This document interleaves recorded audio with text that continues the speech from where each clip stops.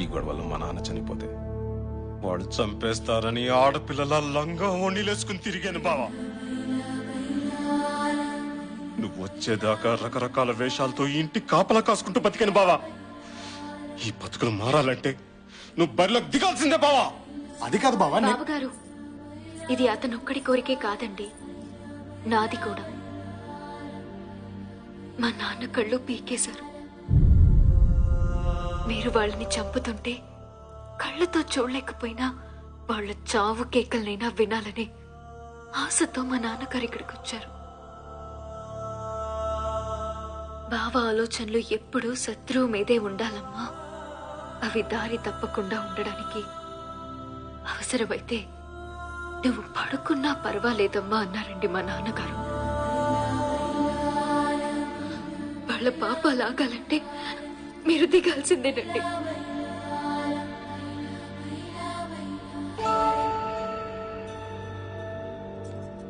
ఒక్క నిమిషం.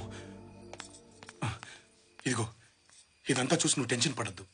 నీతో చిన్న అబద్ధం ఆడాను. నేను ఈ ఇంటి బిడ్డను కాను.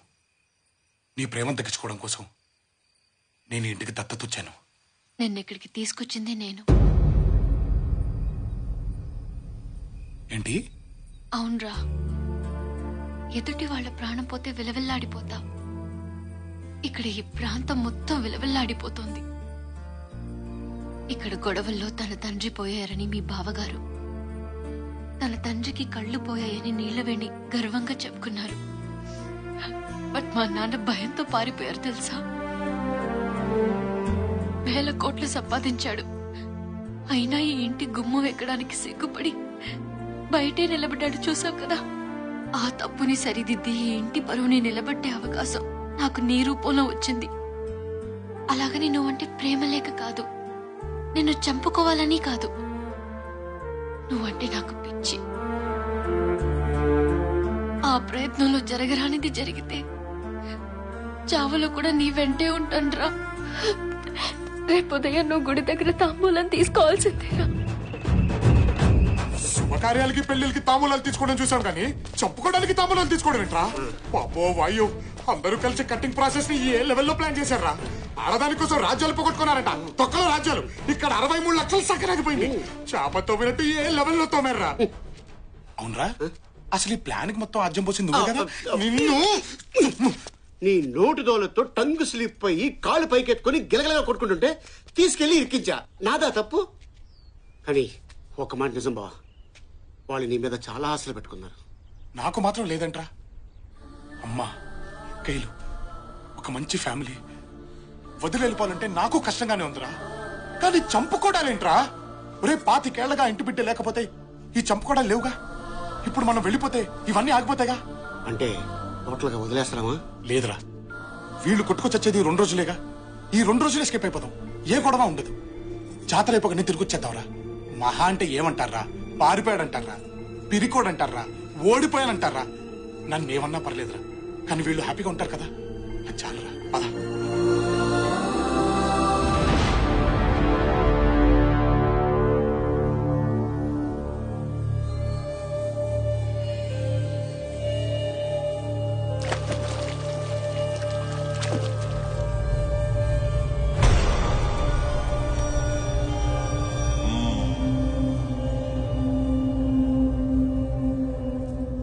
పంతులు గారు, తాంబూలం అందుకోవడానికి రాలేదేంటి? భయంతో గుండె జారిందా? మగతనం చచ్చిందా? తాంబూలం పుచ్చుకోవడానికి రాలేదంటే ఓటమిని అంగీకరించినట్టే కదా. వాడింటికెళ్ళి దీర్ఘాయుష్మాన్ భవాని దీవించావంటే మేము చావాలనేగా.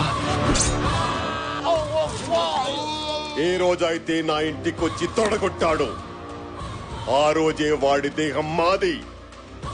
లొంగిపోయినా సరే వాడి శవాన్నైనా ముక్కలు ముక్కలుగా నరకాల్సిందే. వెళ్ళి ఆ ఇంటిల్లి 10ని ఈడ్చుకురా. ఆ ఇంటి ఆడవాళ్ల మీద అణుచరల చెయ్యి పడకూడదు, మన చెయ్యే పడాలి.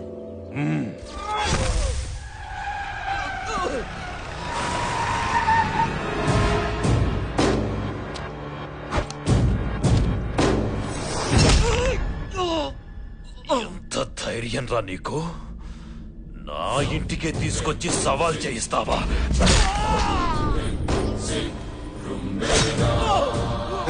అరుపులేంది? వీడిని గుర్రాన్ని కట్టొదిలేయండి.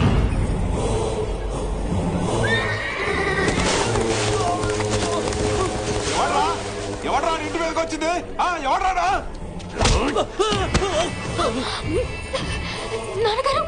అన్యాయం అయ్యా ఇది. ఏమే, మా బిడ్డలు చచ్చిన ఆ ఇంటి బిడ్డ వస్తాడన్నావుగా, ఏడే పారిపోయాడా? తొందరపడతావెందుకు?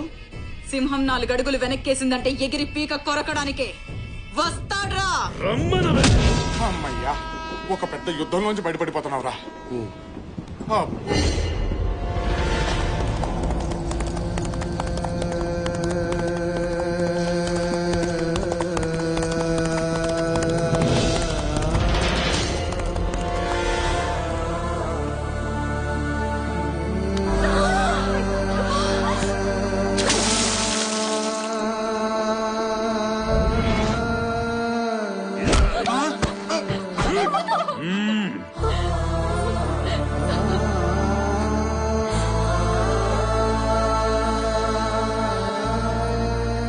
అమ్మా వీరమాత, ఎలా కన్నావే వాణ్ణి?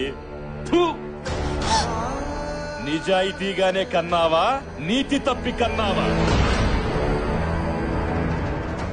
ఇక్కడున్న నీ బిడ్డల శీలాలు, జనం ప్రాణాలు మిగలాలంటే నువ్వు బయటికి రావాలి. తప్పుడు కొడుకులు కన్నానని నా కాళ్ల మీద పడి ఏడు. వస్తావా, చాబులు చూస్తావా?